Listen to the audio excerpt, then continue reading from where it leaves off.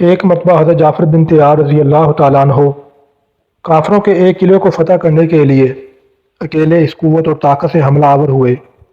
کہ معلوم ہو رہا تھا گویا وہ قلعہ ان کے گھوڑے کے پاؤں کے سامنے ایک لکڑی کے کھونٹ کے برابر ہے۔ یوں آپ کے حملے کو دیکھ کر قلعہ والوں نے خوف سے قلعے کا دروازہ بند کر لیا اور کسی بڑے سے بڑے کافر کو تاب نہ ہوئی کہ مقابلے کے لیے ان کے سامنے آئی۔ اس وقت قلعے میں موجود بادشاہ نے وزیر سے مشورہ کیا کہ اس وقت کیا تدبیر کرنی چاہیے۔ وزیر نے کہا کہ بچنے کا صرف یہی راستہ ہے کہ آپ جنگ کے تمام منصوبوں اور ارادوں کو ختم کر کے اس باہمت شخص کے سامنے تلوار اور کفن لے کر حاضر ہو جائیں اور ہتھیار ڈال دیں۔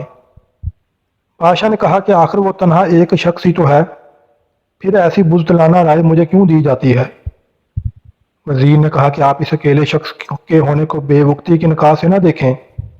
ان کو کمزور نہ سمجھیں، ذرا آنکھیں کھولیے اور قلعے کے در و دیوار کو دیکھیے، کیسی مات کی طرح لرز اور کانپ رہے ہیں، اور دوسری طرف اہل قلعہ کو بھی دیکھیے کہ بیروں کی طرح گردنیں نیچے کیے سہمے ہوئے بیٹھے ہیں۔ وزیر نے مزید خوفزدہ ہو کر کہا، یہ شخص اگرچہ تنہا ہے لیکن اس کے سینے میں جو دل ہے وہ عام انسانوں جیسا نہیں ہے۔ اس کی اعلیٰ ہمتی دیکھیے کہ اتنی بڑی مسلح فوج کے سامنے تنہا ننگی تلوار لیے کس ثابت قدمی اور فاتحانہ انداز میں جنگ کرتا آ رہا ہے۔ ایسا معلوم ہو رہا ہے کہ مشرق و مغرب کی تمام فوجیں اس کے ساتھ ہیں، وہ تنہا بمنزل لاکھوں انسان کے ہے۔ وزیر نے مزید پریشانی کا اظہار کرتے ہوئے کہا، کیا آپ نہیں دیکھ رہے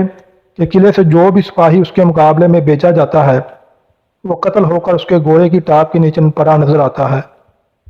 میں نے ان میں ایک عظیم الشان انفرادی طاقت دیکھی ہے۔ وزیر نے مزید التجا کرتے ہوئے کہا، ہے بادشاہ،